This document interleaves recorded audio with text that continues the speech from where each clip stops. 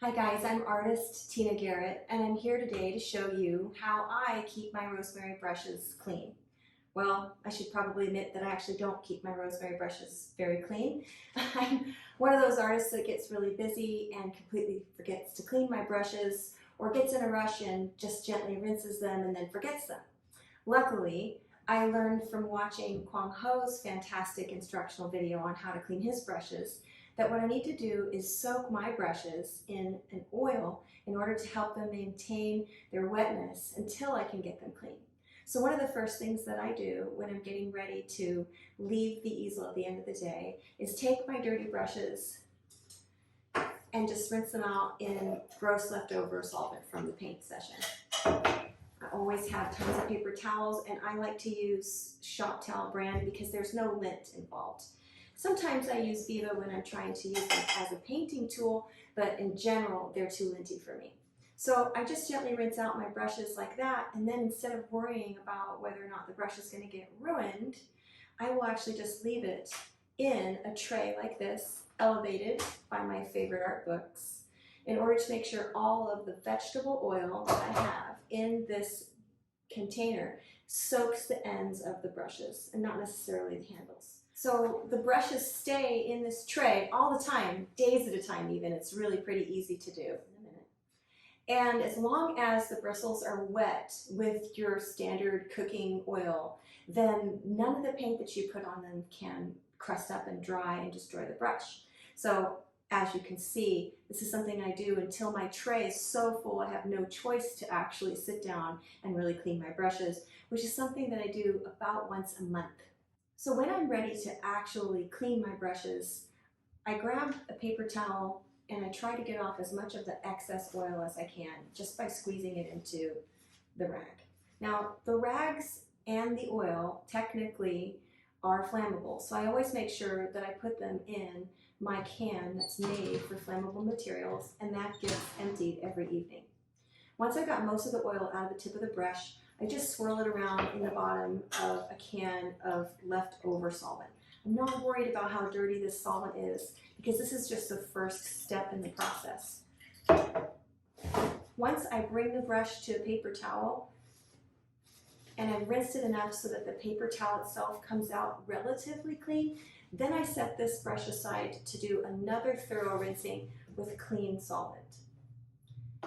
Then I take those brushes over to the sink and I wash them using any standard dish soap.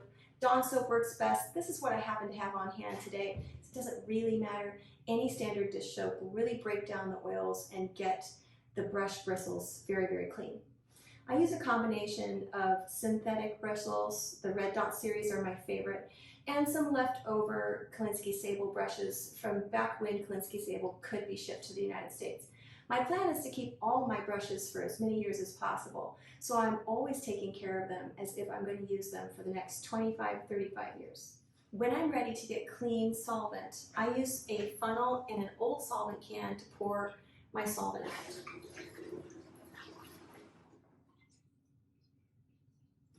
Then I use a paper towel to dry out and wipe out any extra sediment that's in the bottom of the solvent can.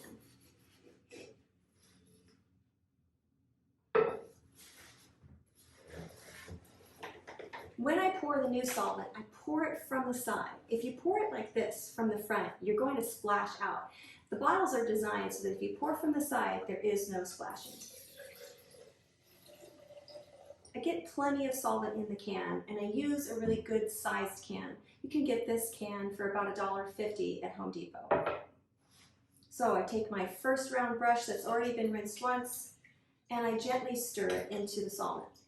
Notice I don't have any kind of a cage or any other container down inside my container that's going to be abrasive and damaging to my bristles. This is the 1-inch Monday mop, which is one of my favorite brushes to use, and I would never want to damage its very real and soft goat hairs. So I take really good care of this particular brush. I'm basically just pressing and splaying the brush until I can make sure that everything that comes off of the brush bristles is perfectly clear and clean. You can also tell by the water, which just got slightly cloudy, that the bristles are mostly clean. Now I can take this one to the sink and begin to actually clean it.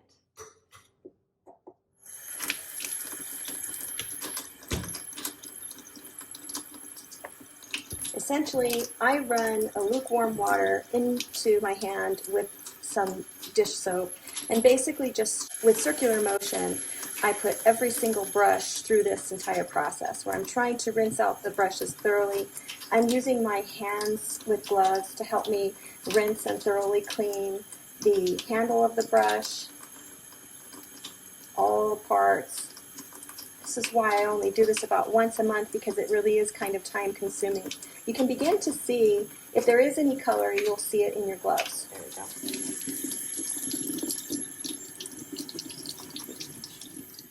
Once we know that it's as clean as we can get it, the last test is for it to be in a paper towel. And you can use white paper towels if you really want to tell, but I like to just sort of dry mine off a little bit.